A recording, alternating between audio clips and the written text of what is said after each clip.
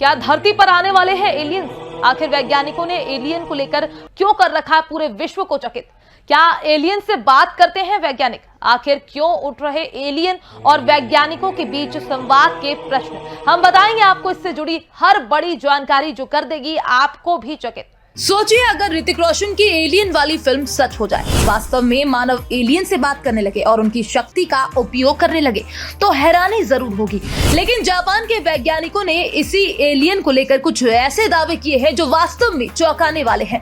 बस इसी के बाद से ये कयास उठने लगे कि क्या फिर से धरती पर एलियन आने वाले हैं? क्या आने वाले दिनों में दुनिया एलियन को करीब से देख पाएगी? आखिर इन सब बातों में कितनी सच्चाई है ये हम आपको आगे बताएंगे, लेकिन इससे पहले इतना समझ लीजिए कि ये बात कोई हवा नहीं है, बल्कि कुछ महान वैज्ञानिक के संकेत के आधार पर लिखी गई है।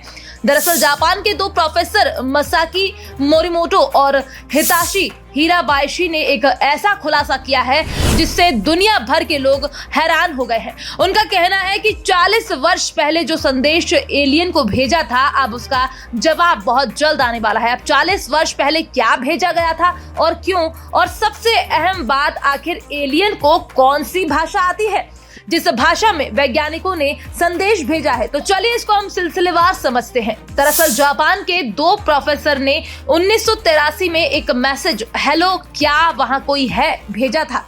अब करीब 4 दशक बाद इसका जवाब आने की उम्मीद जगी है। अपनी पृथ्वी से 16.7 प्रकाश वर्ष दूर स्थित अल्टेयर से 4 दशक बाद जवाब मिलने की उम्मीद नजर आने के बाद तमाम वैज्ञानिकों के चेहरे खिल उठे हैं। अब ऐसे में ये भी समझ लीजिए कि हम जहां की बात कर रहे हैं वो कहां स्थित है। यह अंतरिक्ष के एक्विला तारामंडल में स्थित होने की बात कही जाती है। इसको लेकर अगर एस्ट्रोनॉमर्स की माने तो 1983 में भेजे गए रेडियो सिग्नल का जवाब अब आ सकता है, जो एलियंस के होने की बात पक्की कर देगा। तो वहीं अगर इस मामले को लेकर जापानी आसाही शिंबुन की माने तो जापान के प्रोफेसर मसाकी मोरिमोटो और हिताशी हिराबायाशी ने करीब 40 वर्ष पहले 15 अगस्त 1983 को अंतरिक्ष में रेडियो सिग्नल्स की एक सीरीज प्रसारित करने के लिए अमेरिका में स्टैनफोर्ड विश्वविद्यालय के एंटीना का इस्तेमाल किया था, जिस सिग्नल में धरती के प्राचीन इतिहास के अलावा मानवीय पहचान सहित अन्य सूचनात्मक जानकारी के 13 चित्रों को शामिल किया गया ताकि चित्रों के आधार पर एलियन बातों को समझ पाए। जैसा कि कहा जा रहा है कि रेडियो सिग्नल का जवाब आने वाला है जो एलियंस के ब्रह्मांड में होने की पुष्टि कर सकता है।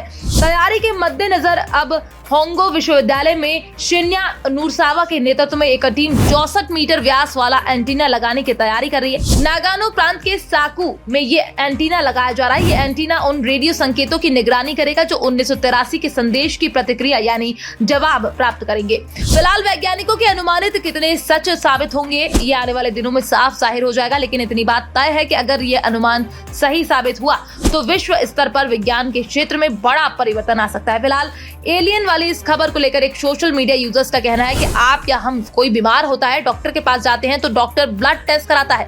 ब्लड टेस्ट का एक साइंटिफिक तरीका है, वैसे ही रेडियो सिग्नल्स को टेक्स्ट में देखने के लिए कंप्यूटर यंत्र व बिजली की जरूरत है, वो एलियंस के पास है, तभी मैसेज के रिप्लाई आ सकते हैं। तो वहीं एक सोशल मीडिया यूजर का यह भी कहना है कि ना जाने हमारे जैसे करोड़ों ग्रह हैं जिनमें केवल पृथ्वी ही नहीं और भी ग्रह होंगे जिसमें लोग रहते होंगे, वो भी हम लोगों को खोज रहे होंगे। अंतरिक्ष में हजारों करोड़ों ग्रह हैं, उसमें केवल पृथ्वी नहीं होगी, लाखों ग्रह होंगे जिनमें इंसान या दूसरे लोग निवास करते होंगे। वैसे आपका इसको लेकर क्या मानना है? अपनी राय हमारे साथ साझा करें। Bureau report, PDN news.